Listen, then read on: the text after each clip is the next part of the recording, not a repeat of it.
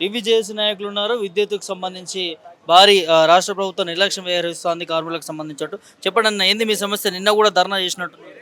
అవునండి. నిన్న మీరు ప్రత్యక్షంగా చూశారు. నిన్న జరిగినటువంటి యొక్క ధర్నాలో పాల్గొన్నటువంటి ఆర్టిజన్స్ అందరినీ కూడా అరెస్ట్ చేయడం జరిగింది. అసలు ఇక్కడ సమస్య ఏంటిది అనేది మూలాల్లోకి వెళ్తే కనుక అసలు ఇక్కడ సమస్యే లేదు. అధికారులకు ప్రభుత్వానికి కాస్త నెగిటివ్ ఫీడ్బ్యాక్ ఇస్తూ ఉండడం వల్ల ఈనాడు ఈ యొక్క ఆర్టిజన్ కార్మికుల యొక్క సమస్య అనేది జటిలమవుతుంది. నిజం చెప్పుకోవాలంటే ఉమ్మడి రాష్ట్రంలో ఉన్నప్పుడు ఈ యొక్క ఆనాటి ఉద్యమకారుడు నేత ఆనాటి మాజీ ముఖ్యమంత్రి వర్యులు ఏమన్నారంటే కాంట్రాక్ట్ మంత్రులు కాంట్రాక్ట్ ముఖ్యమంత్రులు లేరు కాబట్టి కాంట్రాక్ట్ ఉద్యోగులు ఉండకూడదు, ఈ యొక్క విద్యుత్ శాఖలో ఉన్నటువంటి ఈ యొక్క కాంట్రాక్ట్ ఉద్యోగులందరూ కూడా రెగ్యులరైజ్ చేస్తామని చెప్పడం జరిగింది.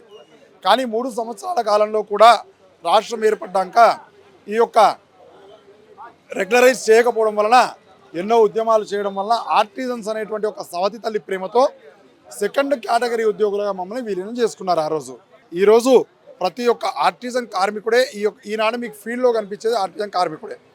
ఏ ఆర్టిజన్ కార్మికుడు కూడా ఆఫీస్లో కూర్చున్న వాడు లేడు.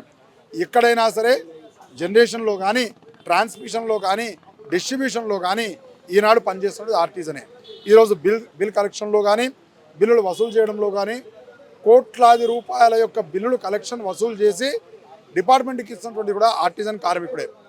ఇటువంటి ఆర్టిజన్ కార్మికుడు రెగ్యులరైజ్ కాలేదు అని చెప్పేసి ఆనాడు ఈనాటి ముఖ్యమంత్రి వర్యులు ఆనాటి ప్రతిపక్ష నేత రేవంత్ రెడ్డి గారు ఆనాడు అసెంబ్లీ సాక్షిగా మాట్లాడి పాదయాత్రలో కూడా మిమ్మల్ని రెగ్యులరైజ్ చేస్తాము, అరే బాబు మా ఇంట్లో బిల్లు కొట్టేవానికి రెగ్యులరైజ్ చేసామని నువ్వు చెప్తున్నావు కానీ రెగ్యులరైజ్ చేయలేదు అని ఆనాడు రేవంత్ రెడ్డి గారు మాట్లాడారు. మమ్మల్ని రెగ్యులరైజ్ చేస్తామని హామీ ఇచ్చారు. సంవత్సరం పాటు మేము వేచి చూసాము. ఈ యొక్క ప్రభుత్వం ఏర్పడ్డాక మమ్మల్ని రెగ్యులరైజ్ చేస్తుంది అనే ఉద్దేశంతో వేచి చూసాము, కానీ రెగ్యులరైజ్ చేయలేదు. కాబట్టి మేము ఈనాడు వివిధ రూపాలుగా మా యొక్క నిరసన తెలియజేస్తున్నాము. అందులో భాగంగానే ఈ ధర్నా చేశాము. రకరకాలుగా రిప్రజెంటేషన్ ఇస్తూ వచ్చాము, ధర్నాలు చేశాము. కానీ ఇక ముందు కూడా మా యొక్క సమస్యకు పరిష్కారం మీరు కనుక్కోండి. మాకు ఆర్టిజన్ కార్మికులను రెగ్యులరైజ్ చేయడం వల్ల మీకు ఆర్థిక భారం పడదు. అంతేకాకుండా కొత్త పోస్టులు రిక్రూట్ చేసుకోవాల్సినటువంటి అవసరం లేదు. ఉన్నటువంటి పోస్టుల్లోనే మమ్మల్ని విలీనం చేసుకోండి. దానివలన డిపార్ట్మెంట్కి ఎటువంటి ఆర్థిక భారం పడదు. గవర్నమెంట్కి మేము 100% సపోర్టుగా ఉంటాము. ఈనాడు ఇంటింటికి తిరిగేటువంటి యొక్క ఆర్టిజన్ కార్మికుడు ఈనాటి ప్రజాప్రభుత్వానికి సపోర్ట్ చేసి తీసుకొచ్చుకున్నారు.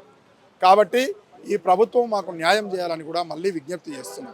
గతంలో సపోర్ట్ చేసినటువంటి నాయకులు ఇప్పుడు ఉప ముఖ్యమంత్రిగా బట్టి విక్రమార్క గారు కూడా ఉన్నారు. సో ఆ రోజు అసెంబ్లీలో కూడా కేసీఆర్తో కూడా మాట్లాడడం జరిగింది. సో వీళ్ళకి అన్యాయం జరుగుతుందని. మరి అధికారంలో ఉన్నది వాళ్ళే, మంత్రులు ఉన్నది వాళ్ళే, ముఖ్యమంత్రి కూడా వాళ్ళే మీకు హామీ ఇచ్చినట్టుగా. మరి ఎందుకు మీకు న్యాయం చేయలేకపోతుంది? 1 year అయిపోయింది కదా ప్రభుత్వం. అదే ఇప్పుడు నేను చెప్తుంది ఏంటిది అంటే ఇక్కడ ఈ యొక్క ప్రభుత్వానికి ఆర్టిజన్ కార్మికులకు మధ్యలో కొన్ని పైరవీలు జరుగుతున్నాయి, కుట్రలు జరుగుతున్నాయి. వీళ్ళని రెగ్యులరైజ్ చేయకూడదు, రెగ్యులరైజ్ చేస్తే కనుక మాకు ఏమైనా ఇబ్బంది ఏర్పడుతుందేమో అని వాళ్ళు అనుకుంటున్నారు. కానీ ఆర్టిజన్ కార్మికులను రెగ్యులరైజ్ చేయడం వల్ల ఎటువంటిది లేదు. ఆనాడు మీరే ఇప్పుడు చెప్పినట్టుగా ఈనాడు ఉన్నటువంటి విద్యుత్ శాఖ మంత్రి గారు మన ముఖ్యమంత్రి గారు కూడా ఆర్టిజన్స్ ఉన్నారు అని చెప్పారు. కానీ ఈరోజు మేము వెళ్తే ఎలక్ట్రిసిటీ డిపార్ట్మెంట్లో ఆర్టిజన్స్ ఎవరు అని చెప్పి ఒక 3 నెలల క్రితం మమ్మల్ని అడిగినటువంటి సందర్భం కూడా ఉంది. ఆ వీడియోలు కూడా మా దగ్గర ఉన్నాయి. ఈనాటి ముఖ్యమంత్రి గారు ఈనాటి విద్యుత్ శాఖ మంత్రి గారు అడిగారు ఆర్టిజన్స్ అంటే ఎవరు, ఆ యొక్క కార్మికులకు ఏం సమస్యలు ఉన్నాయని అడిగారు. ఆ రోజు న్యాయం చేస్తామన్నట్టు వాళ్ళే ఈ రోజు ఏం సమస్యలు ఉన్నాయి అన్నారంటే కానీ ఈ రోజు గుర్తుకులేరా విక్రమార్క? అదే మేము అడుగుతున్నాం. ఎందుకు అంటే ఈ యొక్క అధికారులు నెగిటివ్ ఫీడ్బ్యాక్ ఇవ్వడం వల్ల జరుగుతున్నది. ఈ యొక్క మేము మినిస్టర్ గారిని కానీ ముఖ్యమంత్రి గారిని చెప్పేది అదే, మాతో చర్చలు జరపండి, మా యొక్క సమస్యలు తెలుసుకోండి, తెలుసుకుంటే మీకు పరిష్కారం కూడా మేమే చూపిస్తాం. అప్పుడు మీరు డిపార్ట్మెంట్ని అడగండి, మేము చూపించండి పరిష్కారం కరెక్టా కాదా అడగండి. అడిగితే మీకు దాని యొక్క పూర్తి వివరణ కూడా మీకు తెలుస్తుంది. విధానం చూస్తే ఏమనుకుంటున్నాను మేము ఇది పూర్తిగా ఈ యొక్క అధికారుల వైఫల్యమే. ఎందుకు అంటే మొన్న మేము ఎప్పుడైతే పవర్ జేఏసీ ఆధ్వర్యంలో మినిస్టర్ గారిని కలవడానికి వెళ్ళామో ఆనాడు పవర్ జేఏసీ కూడా మనకు చెప్పినటువంటి మినిస్టర్ గారు చెప్పినటువంటిది ఏంటిదంటే మీ యొక్క వినతి పత్రాలు ఏమైనా ఉంటే మీరు డిపార్ట్మెంట్కి ఇవ్వండి అని చెప్పారు. నిన్న అదే కార్యక్రమం మేము ఏర్పాటు చేసుకున్నాం. మాస్ రిప్రజెంటేషన్ ఇవ్వడానికి వచ్చాం, మమ్మల్ని అరెస్ట్ చేశారు. దీనికి కారకులు ఎవరు?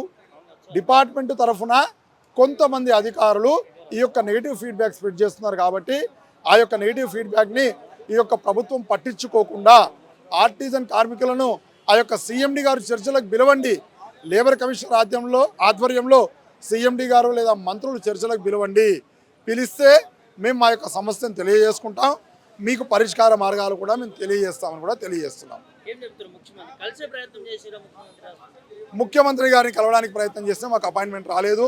విద్యుత్ శాఖ మంత్రి గారిని కలవడానికి ప్రయత్నం చేస్తే ఆర్టిజన్ కార్మికులను మాకు పర్మిషన్ ఇవ్వడం లేదు. ఈ యొక్క మీడియా ద్వారా కూడా మేము విజ్ఞప్తి చేస్తున్నాం. విద్యుత్ శాఖ మంత్రి గారు ప్రతిపక్షంలో ఉన్నప్పుడు మీకు హామీ ఇచ్చిర్రు, భరోసాగా ఉంటామన్నారు, గెలిపించుకున్నారు. ఇప్పుడు అధికారంలోకి వచ్చిన తర్వాత సంవత్సరం అయిపోయింది ఆల్రెడీ. సో కలిసే ప్రయత్నం కూడా ఇవ్వట్లేరు, అపాయింట్మెంట్ కూడా ఇవ్వట్లేరు అంటే బాధ అనిపిస్తలేదు? నేను చెప్తున్నాం కదా, ఈ యొక్క కలవడానికి ప్రయత్నం చేస్తే ఆర్టిజన్లు ఎవరు అని అడిగినటువంటి వాళ్ళు వీళ్ళే. అది నిజంగా చెప్పాలంటే మా కుటుంబాలందరూ కూడా ఏడ్చిన సందర్భాలు ఉన్నాయి. ఈరోజు ఈ ప్రభుత్వము ఎట్టి పరిస్థితుల్లో కూడా మమ్మల్ని పిలిచి చర్చలకు జరపకపోతే భవిష్యత్తులో మేము తీసుకోబోయేటువంటి నిర్ణయాలకు ఆర్టిజన్లు బాధ్యులు కాదు. ఇది మాత్రం ప్రభుత్వానికి మేము సామరస్యపూర్వకంగా చేసేటువంటి విజ్ఞప్తి. మా యొక్క ఆర్టిజన్ సమస్యను పరిష్కరించండి. ఏకైక డిమాండ్ ఈక్వలెంట్ పోస్టులో కన్వర్షన్ చేయండి.